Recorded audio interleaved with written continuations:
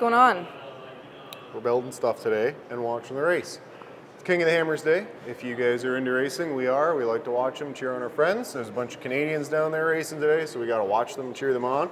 We got both big screens in the shop going, one for the bar, one for the floor. I like to put on stuff for the guys to watch when they're working and picking away on stuff. It keeps the morales up. Yeah, but what else are we doing? We're doing a diff for the Cowie. It's a brand new diff, and we're doing an upgrade on it. It's the DMS, Dedicated Motorsports 300M chromoly gear. I wanted to go with a brand new diff and swap in the parts before we installed it so I could take the factory diff out because we ride with like 5 Cowies and Mel and I both have a Cowie. So I wanted to have a whole spare diff for parts. Since it's used, we're putting the brand new one in with the brand new parts, and then we'll keep the used one for a backup. I'll put it in the trailer. Sweet. Look at how clean it is. Mm-hmm. So we're just going to pull this thing apart and do a little. A lot of people keep saying they like the tech videos, the info videos, and I haven't personally searched this on YouTube to see if there's a video on installing these. I have seen lots of photos on Facebook, so we figured we'd do a video to show you how to put this gear in. I've never done it, so we're going to fumble our way through it. We're going to learn together. It looks like this case just comes off this side, so let's just take her apart here.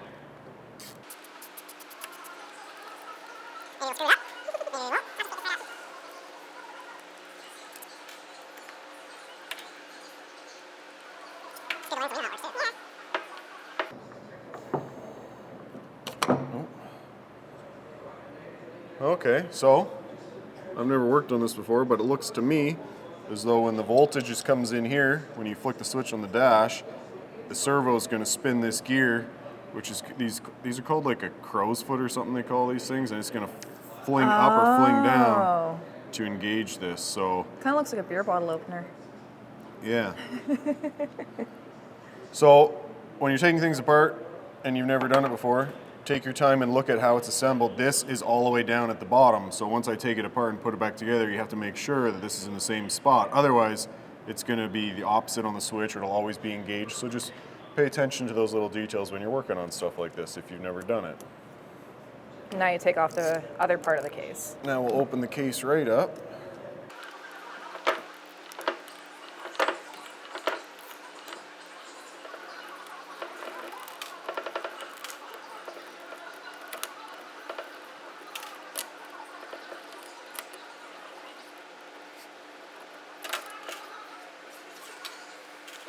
And because this is silicone, you can see the gray silicone, it's going to be like glued together basically, so I'm going to have to go grab a pry bar or something to pry. They put these little lips and spots here so you can pry on casings to get them apart, so I'm going to have to go grab a tool.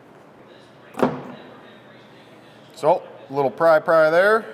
Perfect. Should be able to just kind of wiggle it around now, maybe not. Maybe That's just twist this a bit. Break all the silicone.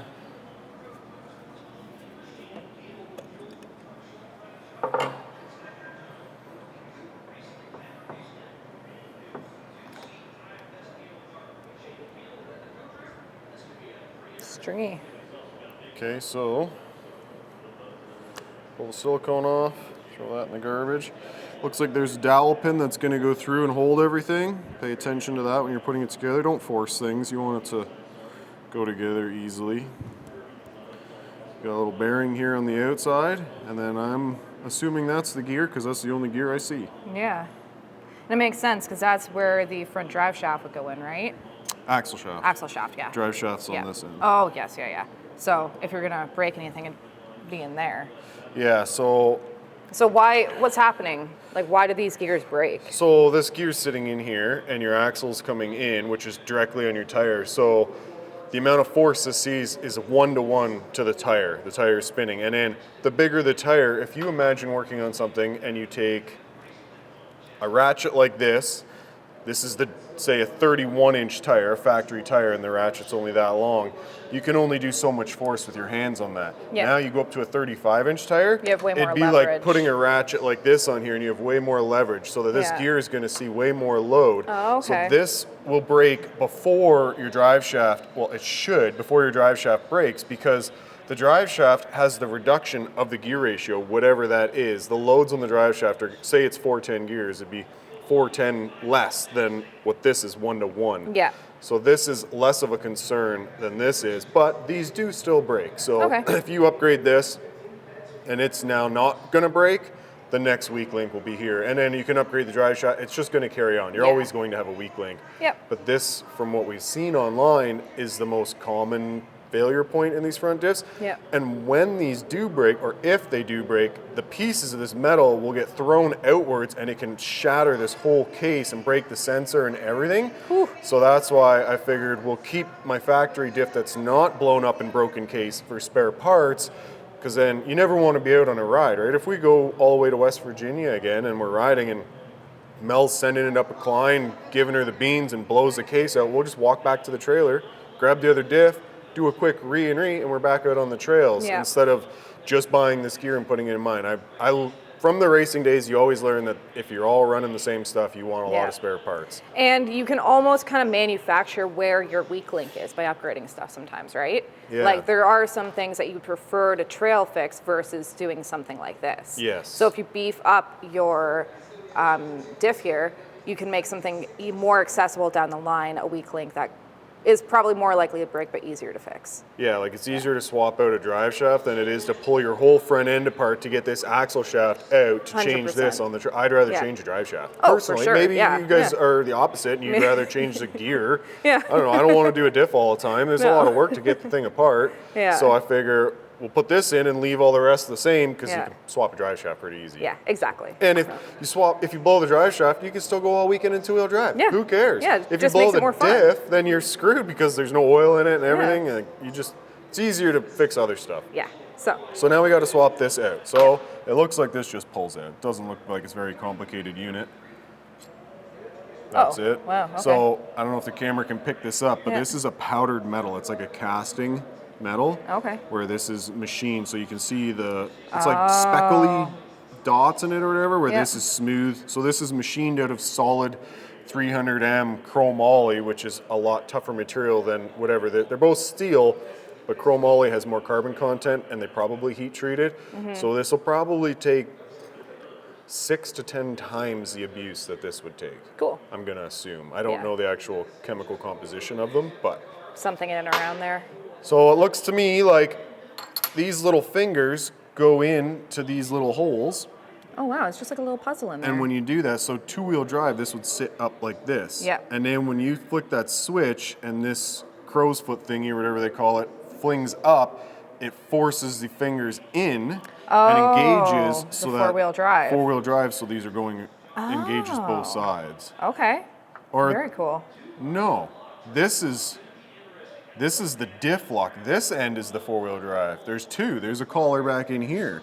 Oh. So if this goes up, see that collar moving there? Yeah. Out and in? Yep. So if I spin this input, this is the drive shaft right now, Yep. nothing in the front end is spinning. Okay. Now if I flick this, it'd go part way. There, that'd be like halfway, so that'd be four-wheel drive.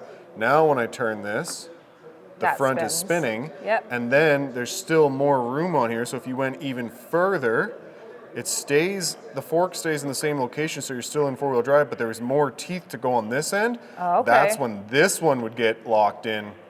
So halfway is four-wheel drive, and this would still be sitting up like this, so you'd only have whichever tire has the least amount of load on it will spin. That's the way an open diff works. Yeah, like And three-wheel drive. Three-wheel drive, but Yeah. it'll switch side to side. Yep. It's an open diff. And Yep. then if you go the last click on the button, we'll turn that servo one more on these teeth to bring this cog all the way up, which forces this to go in. Oh. And if I spin this around, you can see the groove in there. So Second light, there you go.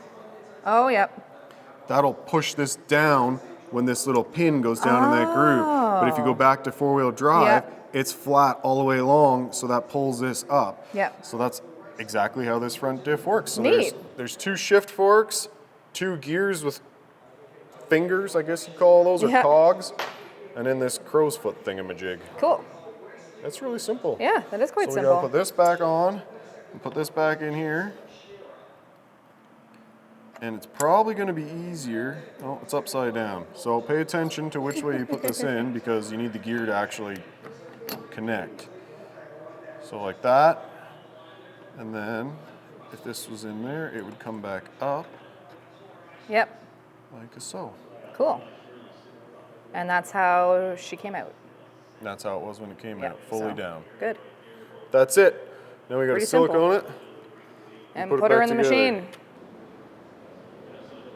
It's almost like I'm a welder. Almost. It's like ice in a cake. Now it's supposed to be extra strong. Yeah, we'll see what happens. You I mean, we won't haven't break broken the stock gear yet. So. No, I think a lot of times, honestly, that's driver error. If you get that front end hopping on something trying to climb up a hill, or you don't wait for that gear to be fully engaged and it's engaging as you're under the throttle, you're kind of asking for stuff to blow up. Yeah. Maybe they are weak, and even if it's fully engaged and you're just giving her gas, she breaks. I don't know. Yeah, and just remember, like, if you see that stuff on the KRX forum, just because they say it does happen doesn't mean it will happen. Yeah. So these aren't upgrades that you need to do, but if you do play a little bit harder than most, then it might not be a bad idea. Yeah, if you're just a trail rider, like Yeah. you're going to Hatfield or you're going down in Florida on like dirt and sand and stuff like that. Or running a lot of gravel roads. I don't think this stuff's needed. This is more Yeah. like East Coast hill banging where it's wet, slippery rocks, and you got to give her gas to get up, and you're bouncing up it. When you're in like Moab and stuff like that, where it's really sticky stuff, and you're not gassing it and hopping and bouncing and sliding in the mud, Yeah. I don't think this stuff is really as needed. But in Ontario, we're the East Coast, kind of like the States, like North, South Carolina and stuff. It's all wet, slippery, mucky. You go into the mud, and then you get on the rocks to climb up the hill, and there's not a lot of sticky rock crawling around No. here. It's more give her the gas and hope for the best. 100%. So there's one other thing I need to grab. So this stuff's called Revlock. Let us know if you want us to put this on the website. I've been using this in the race cars. We get it from our friends at TMR. Hey, we're waiting to take off here. Yeah, their 70th they take off. But there's a Yeah. couple other guys we're watching today too. Yeah. So Thor Motorsports. trying to hear in and- the background and get this done. So this stuff you use whenever you get your bolts tightened up. Oh, I might have got her clogged. There we go. It's like a thick goop, and it just gives you a witness line Oh, yes. so that if these bolts start to come loose when we're riding, You can tell. I can tell. And not everyone does this. It's not a needed thing. It's Yeah. more of a racing thing. Some because people use paint marker and I used to until I got this product. This is way thicker goo, and you'll actually see it break instead of just trying to line up the edges of the paint. That makes sense. So this is my go-to. And it comes in like a bunch of colors. I just like pink because it bugs people. Why you got pink on there? Just so that you say that. Very cool. And you put the actuator on and you're good to go. Yes. I'm so helpful. And looking how it's just a tiny little O-ring in here, there's not much to that. I'm actually going to pack the edge of this with a thick grease because I feel like that is an easy spot for water to get in, especially that this is just plastic and it won't be super accurate. yeah. And I'm wondering if that's where water gets in on these diffs now that I've had it apart. So I'm going to pack this with some grease. Okay, so there are a lot of different greases on the market. The grease that we sell and use is an AMS and it's a liquid moly. It's a dark gray, and it is the stickiest stuff, and it is super, super water resistant, and that's why I like to use it. Most greases that people will find with water, when you wash things, they just wash right off. They're not as sticky as this. So this is on our website, d3offroad.com, if you want some. I'm using this just to help the seal. There is an O-ring, but adding the grease will make it that much better. Yeah. Cool. See how stretchy and sticky that stuff is? Yeah. Ooh. You cannot wash this stuff off. It works so darn good. I use this on all the moving components on the suspension. Instead of like most bikes I see come in just have regular like green or red grease. That stuff just doesn't last. This is made for like CV joints and stuff like that, the liquid moly grease. So sticky, takes the temperatures, takes the water. So Sweet. that's my go-to.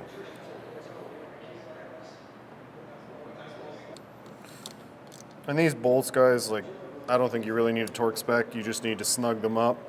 There's no crazy loads or anything on this. They're both just covers. They're not spinning like tires, like lug nuts or anything. Yeah. So don't reef on them too hard. You don't want to break the casing. Just snug them up good and put the paint marker on or goop or whatever you call this, and you're good to go.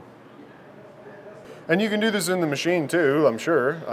Since I bought the diff, I figured we'll do it on the bench. Yeah, makes sense. Let me show you guys how to do it. So now we got to put the machine on the hoist, take the whole front end apart to pull this out, and we're going to pull the steering rack out at the same time.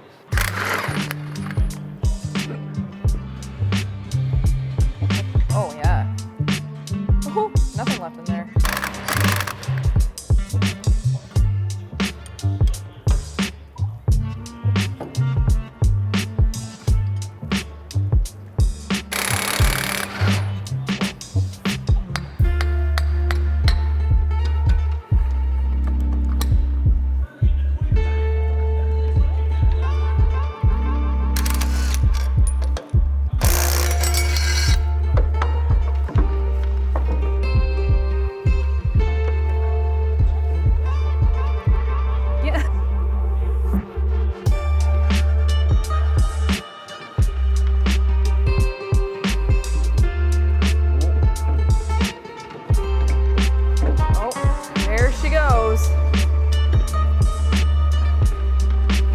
New parts.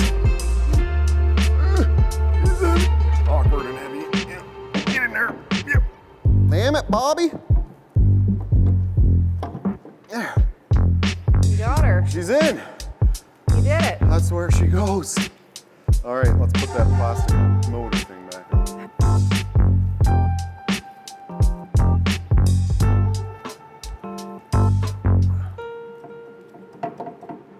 On all these connectors here, you can see they've got a white lithium grease. I don't have any of that on me, but I do have dielectric grease. It's just a clear electronic grease. So we're gonna pack all these fresh with grease before we clip them all together. So you guys at home, if you're working on any of this and you want it to not get corroded and have issues on the trail, pack these babies with grease. Dielectric or white lithium are both top. Perfect. Ta-da! It's in. So we got the 300M billet goodies inside this puppy now.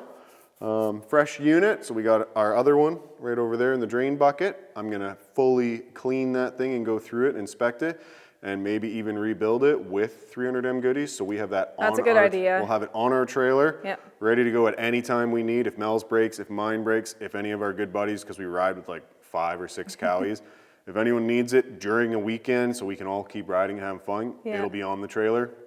And I'm going to keep doing that with more parts since we have so many of these. Just buy a whole other one, swap it out, build an arsenal of used parts. So this is in.